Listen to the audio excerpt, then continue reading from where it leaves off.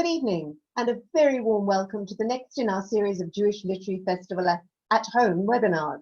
And thank you for joining us. I'm Beryl Eichenberger. Our varied program of literary sessions and stimulating discussions extends right into October and possibly beyond, and features many of the authors and sessions from the original JLF program, with a few surprises. If you're not already a season pass holder, you can now purchase both season and single session tickets through SnapScan or EFT. All the details are on our website, jewishliteraryfestival.co.za. If you have any questions for the panelists, please use the Zoom Q&A feature at the bottom of your screen, which will be available throughout the session. Please type your question in the panel provided, and those questions will then be answered by our guests during the final 10 to 15 minutes of the webinar. And then please watch your inbox for invitations to join these weekly live events. We're delighted that a presidential address has not interfered with the presentation of tonight's session, as happened on the 23rd of July. And our guests need little introduction. We welcome esteemed Judge Dennis Davis, who will be in conversation with Professor Pierre de Vos, drawing on the judge's recent book, Lawfare, Judging Politics in South Africa. Titled The Role and Limits of Lawfare in South Africa 2020, the conversation will look at the gross imperfections of politics in South Africa, which means that citizens are often left with no choices but to turn to the courts to vindicate their rights. Dennis Davis is Judge President of Competition Appeal Court. He is Honorary Professor of Law at UCT. He's published 11 books and over 200 academic articles, and hosted TV program Judge for Yourself, and hosting now Judgment Day webinars on Daily Maverick. Pierre de Vos is the Claude Leon Foundation Chair in Constitutional Governance in the Department of Public Law at UCT, as well as the head of the department. He is author of the blog Constitutionally Speaking, which is syndicated by the Daily Maverick, and is the co-editor of the book South African Constitutional Law in Context. Once again, a very warm welcome to our guests, Judge Dennis Davis and Professor Pierre de Vos, as they explore the role and limits of lawfare in South Africa 2020 and our citizens' choices when faced with the gross imperfections of our politics. Sit back and enjoy.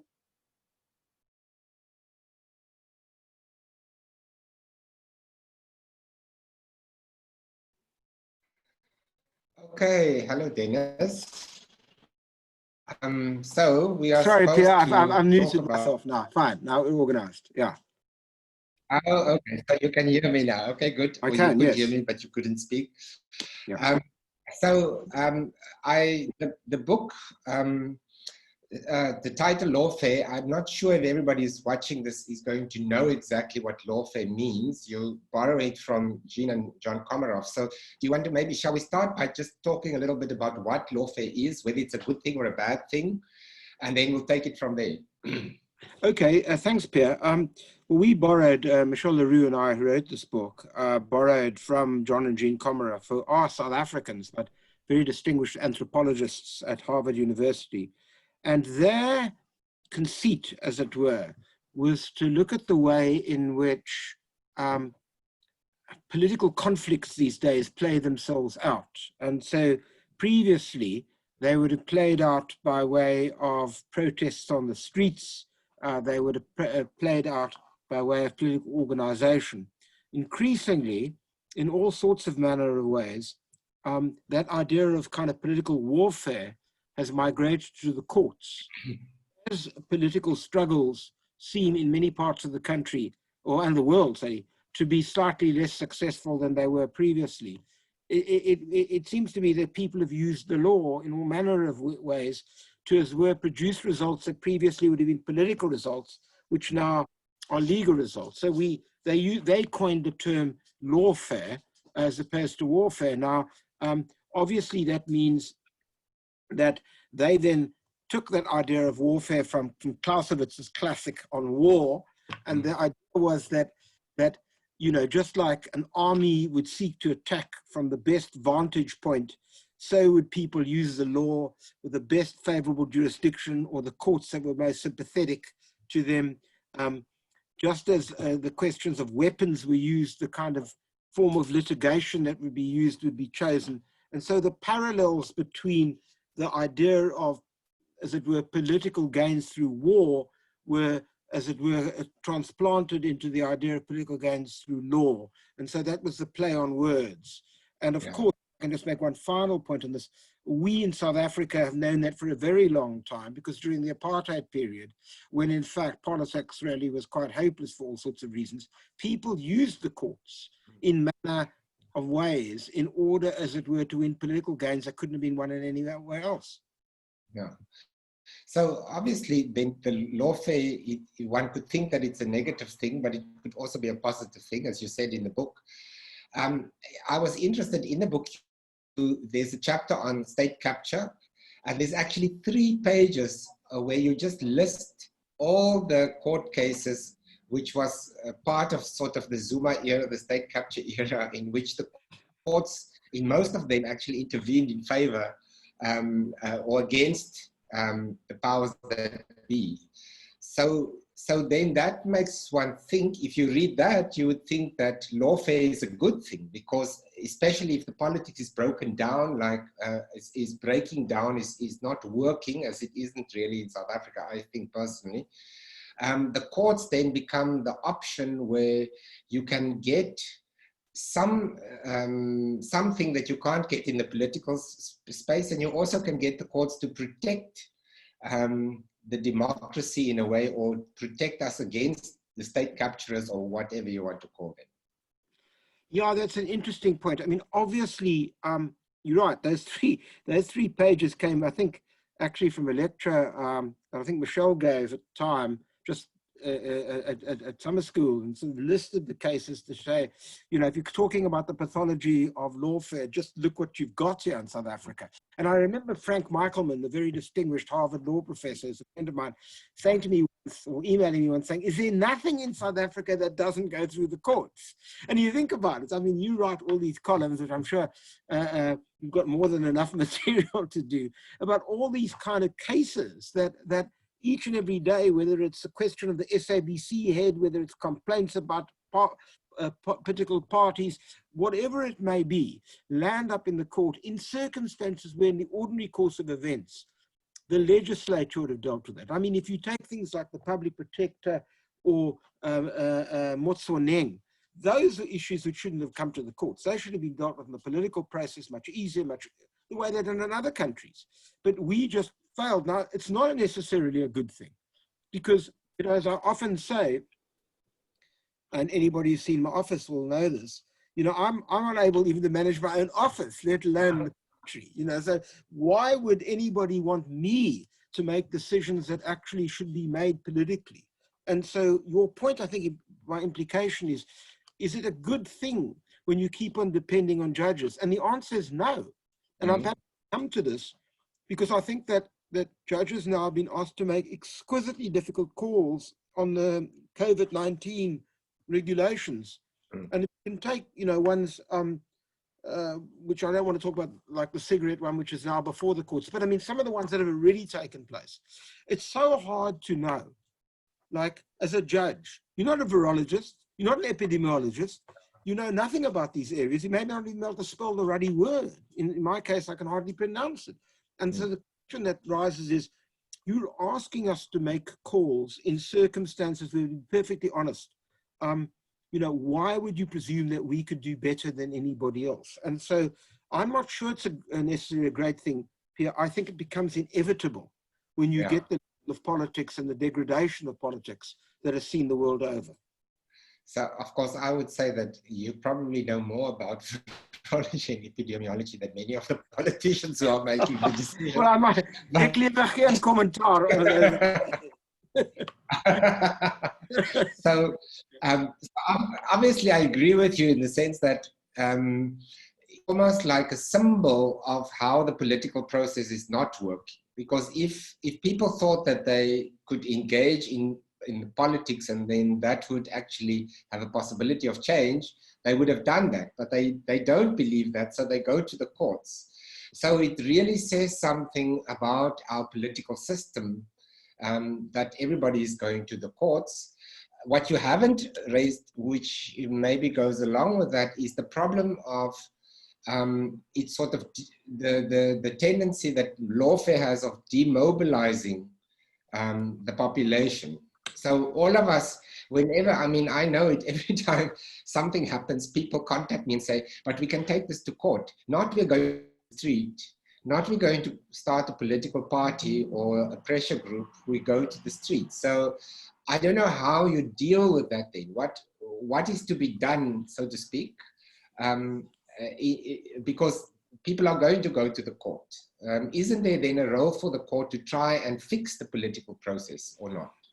That again is such an important question. I mean, in a sense, it's an issue which the book, as it were, almost directs to a third book, which one is kind of working on, which is, you know, what is the relationship between politics on the one hand and law, as you indicate. And for me, the point is, you're right. There's a lot of demobilization that goes on because obviously they come to you and they say, Pierre, well, you know, or to lawyers such as yourself, and people dream up wonderful cases. Well, the vast majority of people can't get into the court anyway, and the bloody court takes months to deal with the case, and the entire kind of political consciousness, which was at a height, is and I didn't want to come back, and he begged me to. Not quite sure what happened there. Okay, somebody is speaking. I don't know who it is. Yeah, I don't know. Well, we'll carry on. Somebody's Yeah. just obviously. Yes. Okay.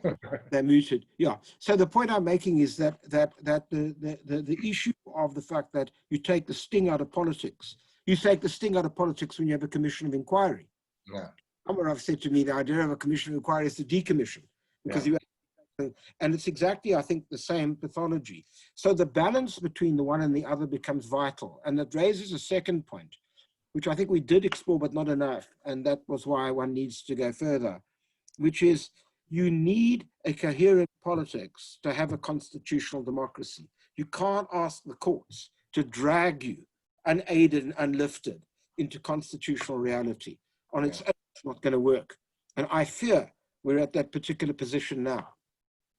So I don't know, maybe you want to say more about that. I'm not sure I understand you, that you're saying that you need a coherent politics. Okay. Are you saying that in South Africa, there's not really ideology involved in politics, that it's only about accessing resources? Or Pierre, what I think I'm saying is this.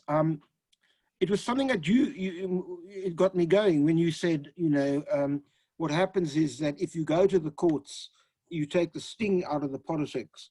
If you look at the present, well, let's just go to let's take a classic example, which is in the book, the treatment action campaign case. Yeah. Mm-hmm.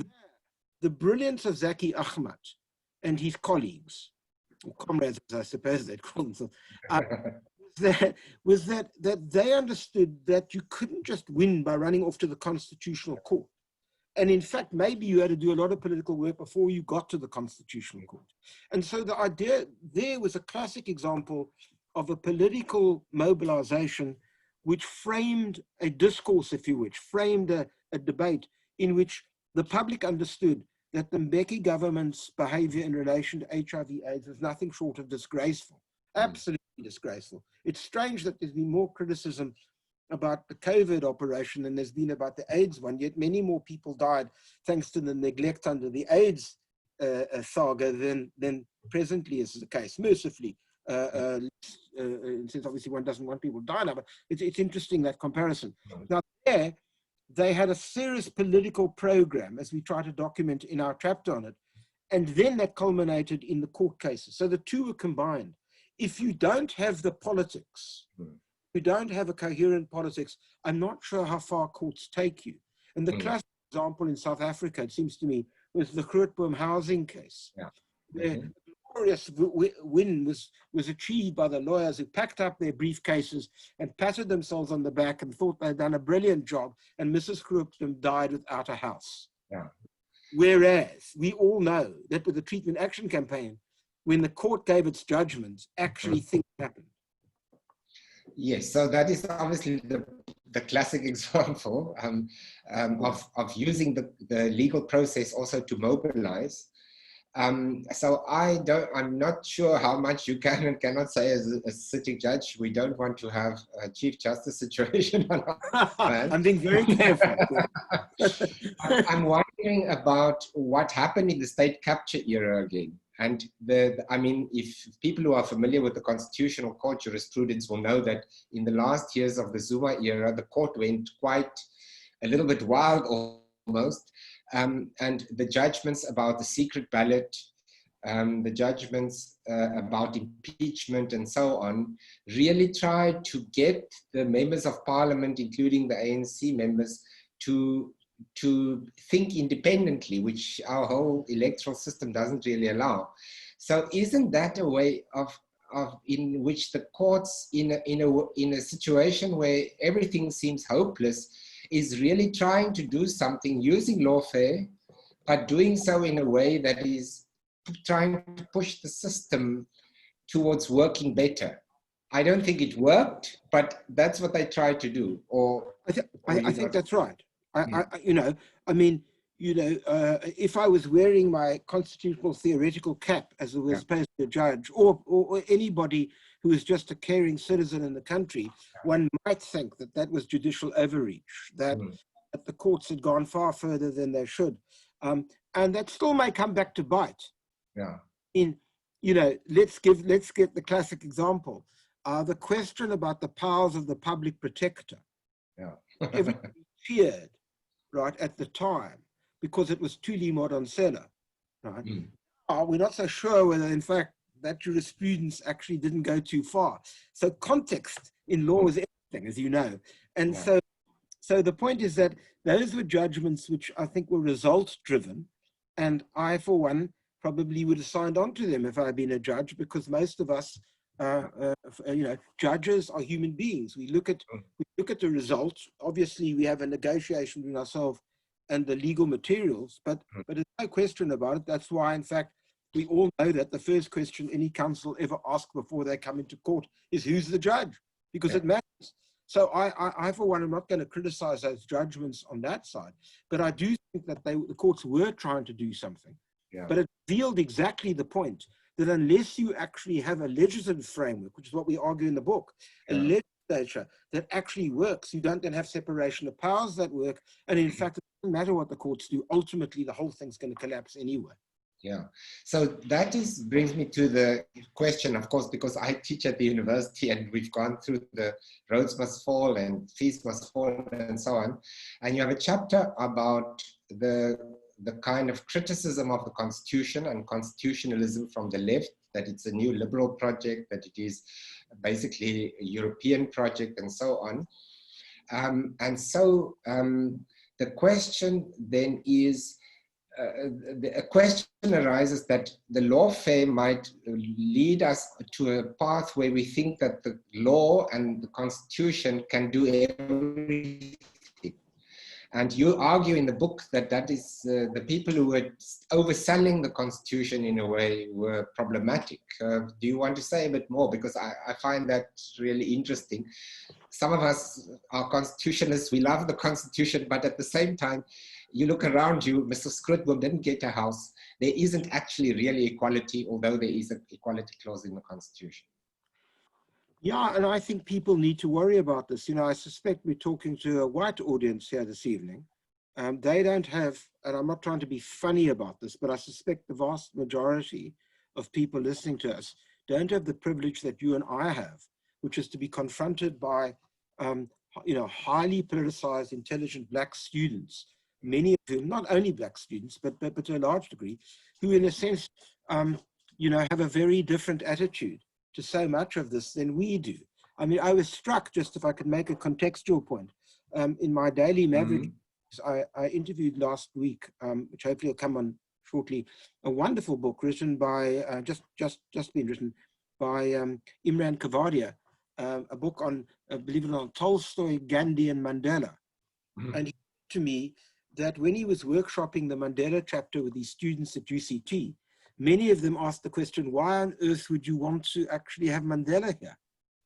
You know, and the point I'm making is that there's a critique of all of those issues, and partly the critique is driven by the complete dichotomy between, if you wish, the majestic claims of the Constitution and the degrading realities that the vast majority of South Africans live under, which has only been compounded by COVID-19. So the question, therefore, is, we're constitutionalists because we frankly think that it's the best alternative for democracy that we can have. And frankly, without the Constitution, can we have democracy? But the point we were making in the book was you can't sustain constitutional democracy in circumstances where there's an absolute absence of vindication of the Constitution. So if I give you an example, last night in teaching the constitutional litigation course with Professor Cheadle, Holton Cheadle is one of our leading lawyers in South Africa, he made the point that if you look at the property clause, there was no need to change the property clause because everything, land reform could have been accommodated under the present property clause. Why did we need to change it? Well, the answer is because there was a failure of policy, but then the Constitution gets blamed for that. So whilst I'm not a constitutional fundamentalist in the sense that I think because we've got a good Constitution, everything flows from that and you can rely on the courts and those. And there are lots of people, Pollyanna-esque types, who argue that. You're not one of them, but I mean, I can think of a well-known, we say so, I mean, frankly. You were going to take that somewhere. Well, there's we say, someone like Albie Sachs, the ex-constitutional court judge, he's He's a constitutional fundamentalist in that sense, goes around selling the Constitution as if it was a panacea. Well, it's not a panacea. The tragedy about it is it's compromised because of the lack of policy. So I'm in fact, I mean, obviously, you know, I haven't spent 22.5 years on the bench, or previous years teaching the damn stuff, not to believe in it. But what I'm saying is what we were trying to say was we can understand why there are criticisms of the Constitution, why it's considered wrongly to be a Eurocentric document. But on the other hand, unless we actually plug the gap, that particular populist strain is going to take hold. Yeah, so that sounds, I mean, I'm worried about the same things that you do. So we can't really have a strong argument with each other. We don't really disagree. No, except on the inheritance tax. But I'm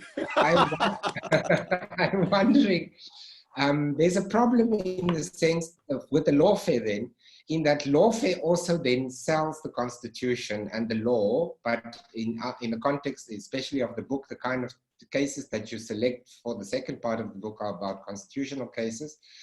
And so it suggests then that the only way change can happen is through the courts. And then change, we blame the courts and the Constitution for the no change. So it is also a way for the politicians to, the politicians use the law and the courts sometimes to give themselves a way out. It's like a commission of inquiry in a way. So I don't know how to deal with that.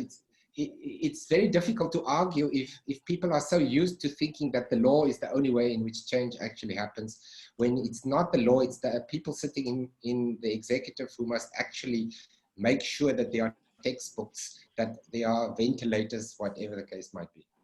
Yeah, I mean, I think that, you know, there is obviously, when you write a book like we did, which seeks to kind of document the history of lawfare, or at least the modern history of lawfare, and tries to argue, tries to show lay people who are not lawyers, you know, this extraordinary history going back to the colored vote cases, where people used the courts in a desperate attempt to, as it were, get solutions when politics was failing them. I do think that when we get to the last chapter, we do make the point, but obviously it requires a lot of development, hence the point of the third book. Yeah.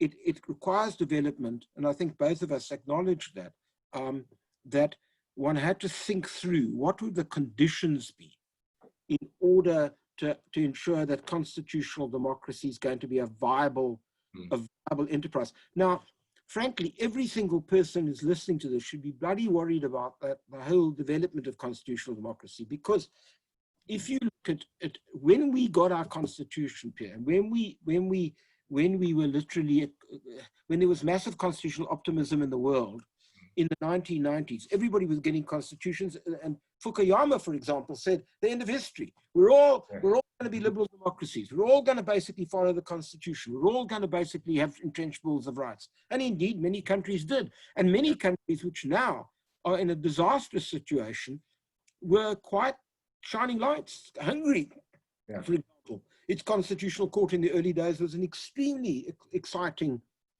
forum. And they were doing, now look where we are. We've got Hungary, we've got Poland, we've got India, we've got Brazil. These were all countries with a jurisprudence that actually had some attraction. And then we don't have to talk about Donald Trump's America or Johnson's England to take but two, you know, or Erdogan's Turkey. So all of these countries, we are living in a world now where, quite frankly, the entire enterprise of constitutional democracy cannot be taken for granted. I mean, if people are suggesting that 4 more years of Donald Trump could actually, if not destroy, but weaken the structures of constitutional democracy in America in the most extraordinary fashion, then unless you actually can think through what are the political conditions that sustain it, it seems to me that we are looking down the barrel. I had no doubt we were looking down the barrel before President Ramaphosa came in. And we're not out of the woods, but the question is, those are issues we need to address, and we need to address them comprehensively. They should worry every South African. Yeah. So so if I can go on that line a little bit slightly away from the book, obviously it feels like a chicken and egg, because on the one hand, the political culture is what it is. So we are sitting with a certain political culture. It is rife with corruption. I mean, the last 2 weeks have been quite extraordinary to see how everybody's just finally completely hurtful about corruption. We're sitting with a dominant political party and so on. So it's difficult to figure out what is to be done. How do we deal with this? If the law cannot save us, which I think both agree it's not really possible, if constitutional arrangements like a different electoral system, some people think if we just change the electoral system, it will change everything. So how do we change the system? I mean, this is a possible question to ask you, but I think it's important that we think about that. Well, again, I agree. And that's why, in a sense, you're right, it's not in the book. That's the subject matter of what would be a third book, and it's what we're agonizing about, because you're right, you've got to puzzle out what's about. Now, I mean, you know, the cheap answer, but it's a ridiculous answer, is, well, we have to change our politics. Well, how the hell are we going to do that? Yeah, exactly.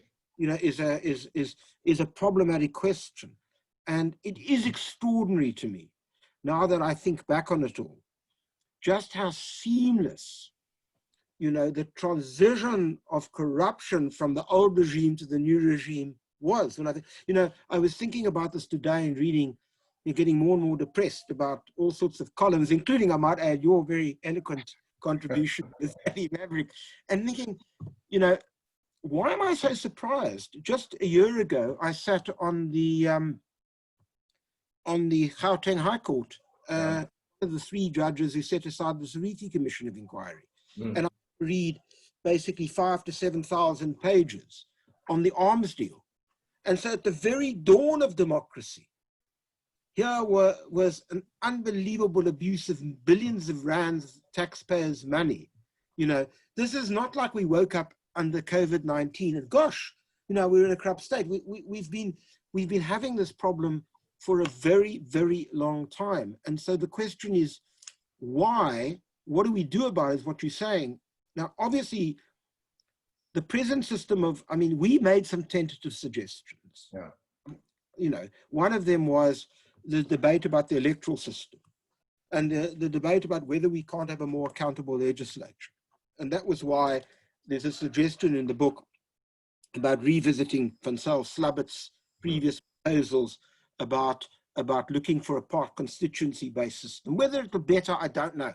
Judge Kirchner told me when he came to a launch of the book that as a lawyer, I should shut up because I know nothing about electoral systems. and therefore, I'm not convinced that he's right on that. But that's number one. We think, so you've got to think through the structure of government. You know, should we have a directly elected president? I mean, would that make a difference? You know, let me take an instance. It does seem to me that if you just simply look at the polls, that the president is more popular than his party.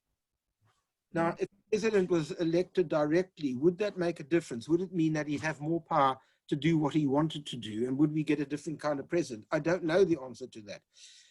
So there are, I think, structural things that we should at least be debating. There are things that I think are more immediate. I do think, you know, that we would be in a better space. I know we were talking earlier off the air about the danger that they may just have 1 or 2 people that they put up as scapegoats. But I mean, if there was a serious proposition of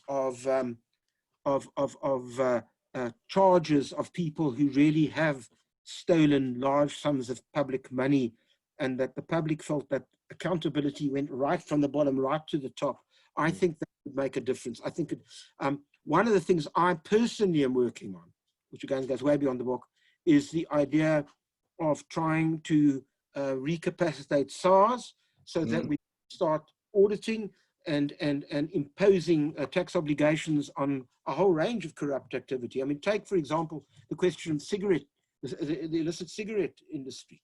Well, the cash is flowing through the system. So who's getting the benefit, and why are we, and can we not tax these people? So there are, to be honest, legal instruments that are failing us.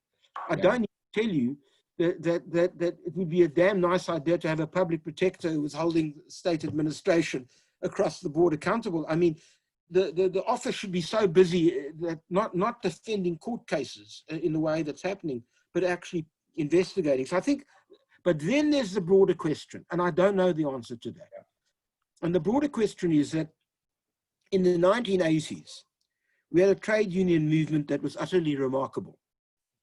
So if you look at COSATU and its history of the 1980s, it was intimately involved with all forms of politics. And there was a way in which you or I, young as we were then, could essentially march under the umbrella of the UDF or work for the trade union movement. And in a sense, it was a real countervailing power, and it allowed for a democratization. And now we don't have any such thing at the moment. Yeah. So when you talk about the ruling party in the absence of anything else, I agree. If I'm not a judge and I'm just an ordinary citizen, who do I go to now? What movement do I have to sort of contribute to just protest or something to say, no, you can't do this anymore? And I have to say, I think we are going to have a painful reconstruction of civil society. And I don't know how it happens. It's easy for me to say it, but there's a massive absence there at the moment. Yeah, so it's, I mean, there was a strange story. The former Minister of Finance, Malusi Gigaba, whose wife damaged the car of a friend. He's a trade unionist. The car cost 3 million rand. So there's something about the money and how money corrupts the politics, which of course happens all over the world, but here it happens in a very specific way. So, but I want to pivot slightly. By the way, don't you think it's damn interesting that the newspapers are much more interested in Norma Kagaba than they are on the serious issues of the day in the country? Well, that is another problem, of course, because the media is, it's also part of the Trump era where we are interested in absurdity and not in real issues. So, but you said something that made me think of something else in the book. About the improving SARS, trying to improve the way the law works and the legal system work. And of course, then one of the problems, which is sort of the other side of lawfare, is that the law is often not very good. It's not very just. It's not just because you cannot get access to it because people don't have money to go to court, or the laws itself, the common law or the legislation is just bad law. So I know you have a bee in your bonnet about this and about how the Constitution can actually change and develop the law. You have a whole chapter on this, on the Carmichael case. So is there then something there maybe on the other side, on the judicial side, that the judges are not doing enough to try and make the law more just, both in the substance and in how it actually operates? Because often I find that the lawyers, maybe more the lawyers than the judges, use the law often to stop justice from happening, as we see in front of the Zondo Commission, where they use all the, whenever some person comes and they say, they invoke some procedural rule or something, I immediately assume that they are guilty. So is there something that those of us who are in the legal profession have to think about and have to take responsibility for in changing the law to make it work better? Because if we put aside what we have just spoken about in terms of the politics. Yeah, I mean, I think there are a number of things. You're right. Of course, I've got to be in my bonnet about it. I mean, you know, a minority of the court supported a judgment of mine recently in the Constitutional Court called vindicate about common law. I still, to the life of me, do not understand that majority judgment. If it's any consolation, I couldn't understand it. Yeah. And, you know, I was in a seminar just the other day with my friend Carl Clare, who's my another one of my co-authors. Very lucky with co-authors. They're much better than I am. and Carl had a seminar about this case. And it was interesting, you know, a number of American academics, particularly African-American ones, saying, well, sorry, but these were poor black people, you know, I mean, black franchisees who suddenly have lost their businesses. Like, what's going on here?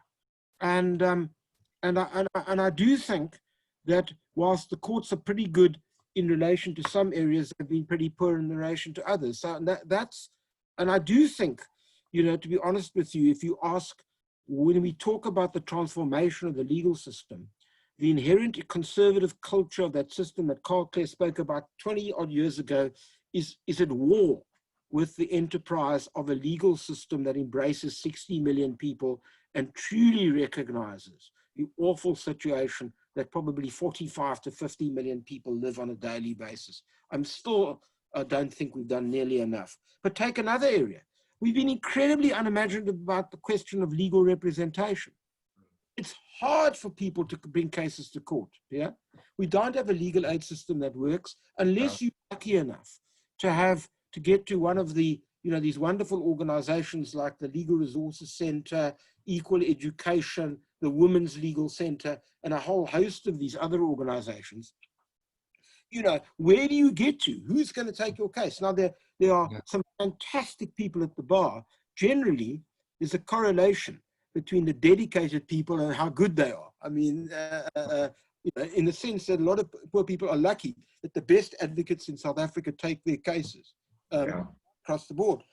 Now, but it's not enough. And we haven't thought through, you know, how do we kind of alter what was a sort of Anglo-American system for a different society in order that we can actually allow people to get into court and can basically to get justice done. I mean, we've not done enough on that. So, and then maybe there's one other thing, which is perhaps the fault of, it's not your fault, and I really mean this because you know what I'm talking about, which is that I think we've got to ask ourselves a lot about what have the legal schools been doing, the law schools, over the last, you know, bearing in mind, we've been teaching students under a new constitution since basically the interim constitution, which is since 94.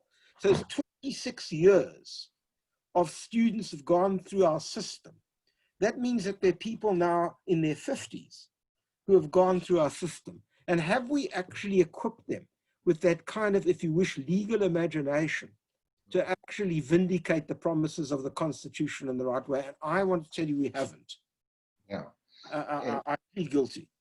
No, I have to agree with you. It's a little bit depressing. So that, I mean, that would be my broad response, yeah. Yeah. So the problem is then it's almost like a complete contradiction, because on the one hand we have too much law, and on the other hand we have too little law. We have too much law when it comes to the sort of more party political cases, and we don't have enough engagement with law in a justice kind of framework when it comes to ordinary people who just want to make sure that their basic rights have been enforced. So, yeah, I think you know, if you've got challenges against Parliament or the public protector or something, you know, a whole barrage of lawyers descend upon the court. But if you Mr. Dlamini living in Khayelitsha, you know, I'm not sure that 90% of the cases that worry Mr. Dlamini are going to actually be dealt with in exactly the same way, and there is a problem, sure. Yeah. So there's another problem, of course. And one of the chapters in the book, you speak of the infamous case of the Sudanese president, al-Bashir, who was basically, the court ordered that he not leave the country, and he just left. And so this is, of course, a high profile case, but just yesterday I read about the Popo community who do not have water. For 5 years, there's been 2 or 3 court judgments ordering the municipality to do what they are constitutionally obliged to do. They still have no water 5 years ago. So that suggests also I mean, I don't know, is that a failure of the legal system? Is it just an illustration of how the law actually is quite limited in what it can actually do in the absence of a working political system? Well, I think the latter is obviously true. the fact that, I mean, you got to ask yourself, what kind of country are we living in when people actually can't get access to water after courts have ordered water to be provided? I mean, it's the same, it was the same outrage that I had, you know, in relation to Mrs. Krootboom, because I was the judge of the court I quo. You know, when I saw that case, when it came before me, I thought I was dreaming. I thought Dr. Kurloff was still in charge. You know what I'm trying to say? It's like, how could this happen? This was 2001. You know, what did we fought for? But I think at the same time, where the judges use a structural interdict, which is just for people who don't understand, where the judge maintains some supervisory role over what goes on, so that they can call people back to court to say, why have you done this, and on their own, and ensure that they get reports on these cases, particularly in these dubious cases. And actually, to be perfectly frank, find people in contempt of court and put them in prison for not having done, not obeying court orders, is the only way you're going to actually get people to think seriously about this. So there's, you know, I think there is some legal technique, but yes, it's an abysmal failure of politics. Absolutely. Yeah. So yes, so it brings us back to the politics and how it doesn't really work. It always does. It always, and it's the inextricable. What we were grappling with in this book was, you talk about judging politics in South Africa. The word judging and politics are the two words, because judging is about the law, but the politics is also, you know, has a role here, and it's an inextricable link between the two that one struggles to try to get a proper balance on. Yes.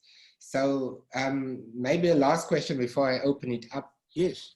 You make now the distinction between politics and law. Obviously, we both think that that distinction is a little bit of a difficult one to maintain. But you're talking also about the very first judgment of the Constitutional Court, or the first case they heard, the Makwanyane case about the death penalty, where there was this thing about whether judges should ever take cognizance of public opinion, and that brings us back to the state capture. I think some of the judgments in the state capture era was really responding also to public opinion about the outrage of what happened. So some people will say that is a way for judges, if they do it carefully, to do politics, but not politics as in party politics, but the kind of politics that you need if you want to get close to justice. I don't know if you agree with that. Yeah, there is a, I mean, I think, look, I said this earlier, and we've spoken about this. All judges come to the bench with an life experience, and an ideological framework which influences them. And it's absurd to think judges aren't slot machines where you shove something in and out comes an answer. It doesn't work that way. And there is a politics, which seems to me that you want to be informed by what is the normative framework of the legal system of which you're part. You try as best you can. We haven't done it very well. Constitutional Court hasn't done it very well, which is to articulate in a coherent way what are the values that underpin this, so that guides me as a judge in an ordinary court as to how I'm supposed to go. And I think that's terribly important. Secondly, I think that politics out there does influence the way we think about things. I mean, I would assume, you know, let me give a simple example, which is an obvious one. If you go back in South African society, as the struggle for racial equality started to develop in South Africa, obviously that meant that changed the way people think. I mean, it's just not, you know, we got a lot of racists still in South African society, but it's not a polite thing to do. And it clearly the prevailing discourse is you're going to be very careful before you exhibit the sort of racial attitudes that so many people do. So if you take that means that the politics as well influenced the way we are thinking, and thank goodness we've actually moved into a much more progressive world. But all of that does influence. But I think what you're saying is that judges are going to be incredibly careful not to sort of be influenced by what popular opinion on a particular day may think, or a particular month. And you're right about that. You're absolutely right about that. And I agonize about that myself as a judge, because I know that a result of that particular kind would accord with what perhaps I should think and what popular opinion is. But frankly, that's a very dangerous road to go, because as I indicated to you earlier, So I love Tuli Modern Sellers. I'm going to find a judgment that's going to work for her. Then all of a sudden, that judgment's binding, and then somebody else comes and you don't like her. What happens then? So I think it's an extremely dangerous road to play, to not actually show fidelity to the legal system underpinned by the political value system, which actually makes sense of the law best we can. I think that seems to me the distinction I'd like to draw. Yes, so it would be helpful if the Constitutional Court said a little bit more about that. It would be incredibly helpful for the Constitution. Yes, I agree. Yes. Okay, so now I think it's 1:45, so we can get some questions. I'm told that you can type the questions into the Q&A thing at the bottom of Zoom. We have one question so far from Michael Felton, who's saying,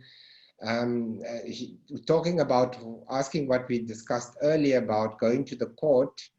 And he asked if it's not because Joe public have lost faith in the political process, and aren't we then lucky that the Constitution allows the courts to interfere basically in politics, which is I think that sort of we've been covering that, but let me try to answer that as best I can. I think that that yes, if you take let's take a case, and I'm not going to talk about the merits of it. It's perfectly obvious that if you take the cigarette lobby, they actually, it's a classic example. Let's leave the merits aside because I can't talk about that. But what I can say is they obviously went off and spoke to the politicians. They tried to negotiate a deal of some sort. So did the alcohol industry. And then they failed. So the question is that then they feel that the politicians aren't listening to them and they can't get anywhere politically. And therefore they go to the courts. Now, so for them and let's say for the smokers of this world, or for the boozers, if the case goes of that kind, of course, they're going to say, well, thank God there is at least a default position which gives us an ability. And I think the following, that if you lose in a case like that, but there's one massive advantage that you have, which is courts give reasons for their decisions. Now, you can disagree with them. If it's well written and you're fair, you may say, not all cases, I know that, but at least if it's well written and it's well justified, you can say, well, I disagree with the result, but I can see why they've come to it. It essentially is the advantage of having, therefore, a process of deliberation, which otherwise wouldn't occur. So I do think that he's right, that should be lucky for that, and it has its advantages. But as we've discussed earlier, it has massive disadvantages as well, because you hope that the political process would deal with these questions. Yeah. Okay, so nobody seems to be typing questions in the Q&A, so I can ask you another question then. You can ask another question, yeah. Which is not about the cigarettes, but more generally.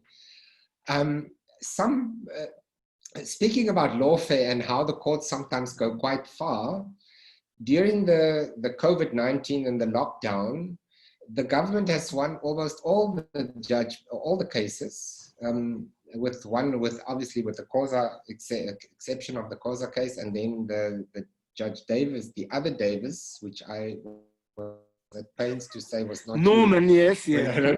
No relation.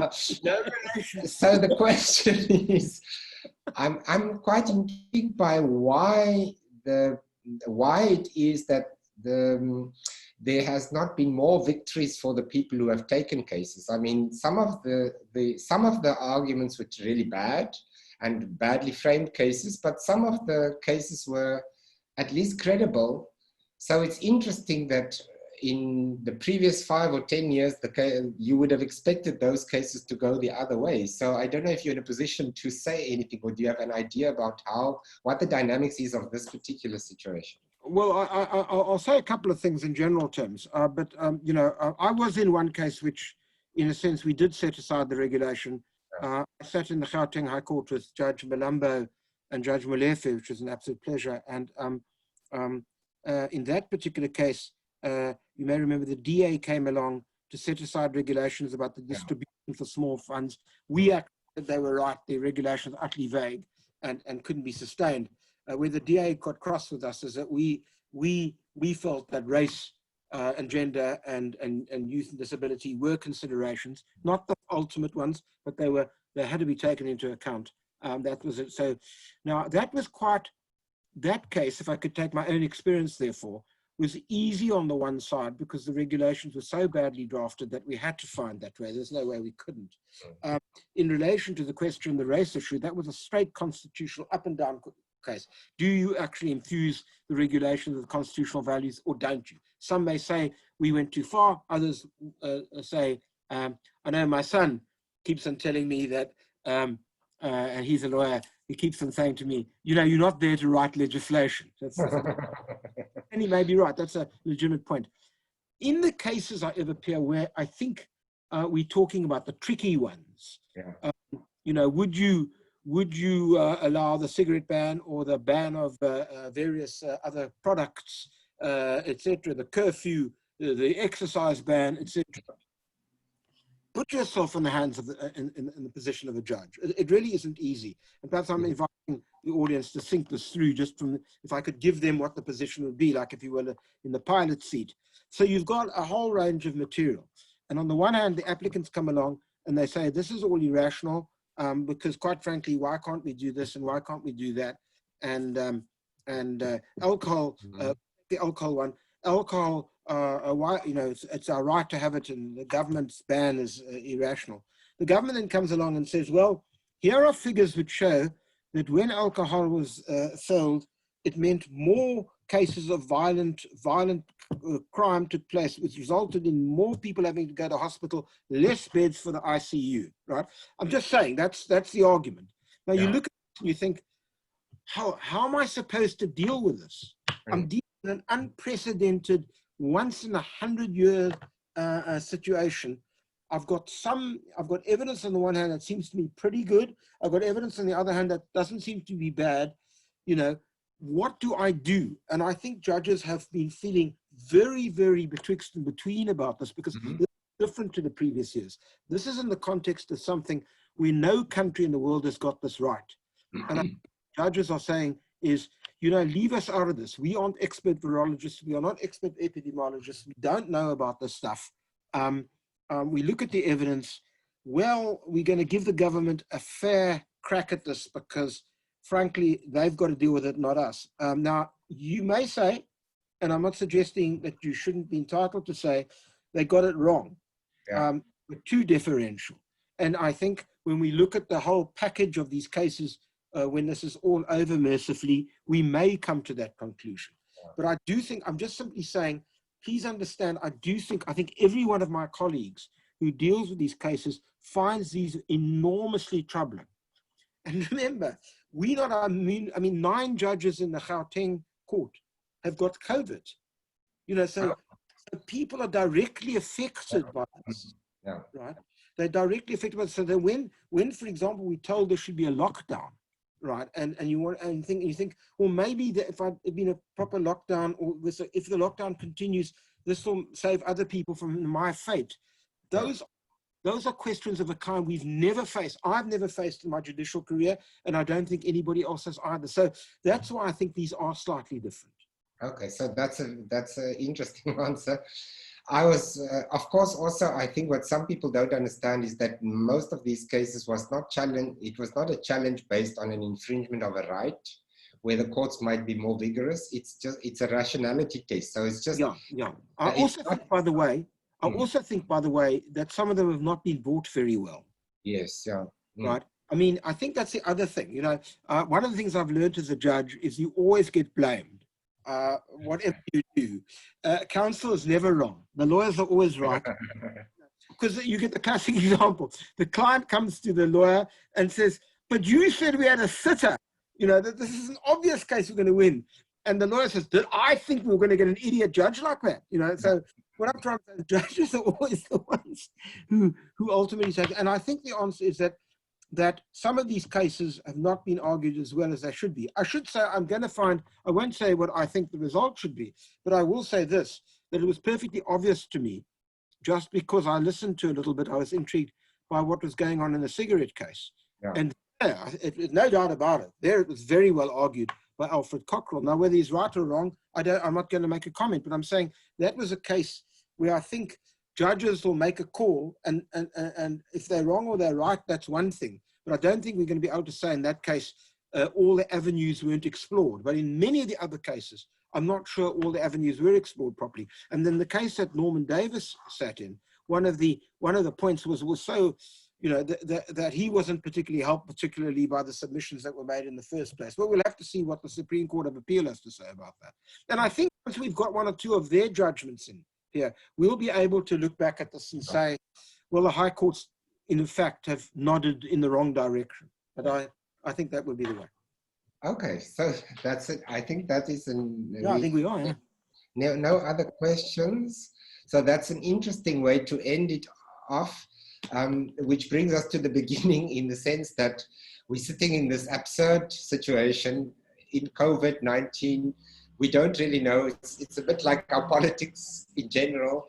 And so we're looking to the courts. In this case, they are following slightly a different line than they did in many of the other cases. And they are going to be criticized either way. I mean, I've been critical of the courts in the COVID era. I think they'd be too big. And in the state capture era, I think they were a little bit over the top sometimes. But I see there's one last question. Let me just see. Oh, okay. So this is again, Michael, he says he's got a client who cannot get trust payment for June for 450 staff members, given them until Friday, then forced to bring an urgent application for paneling them. So this is just... well, that's what happens, you see. Don't answer that. That is exactly, yeah. And that's why courts actually become important. Yeah.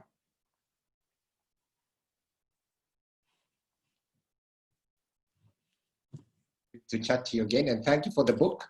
I don't know the organizers, this is the book, the organizers is probably going to take over from us now. And Pierre, can I just say thank you very much. You didn't have to do this. Thank you so, so much. For one, having read it, two, having asked all these wonderful questions. Yeah.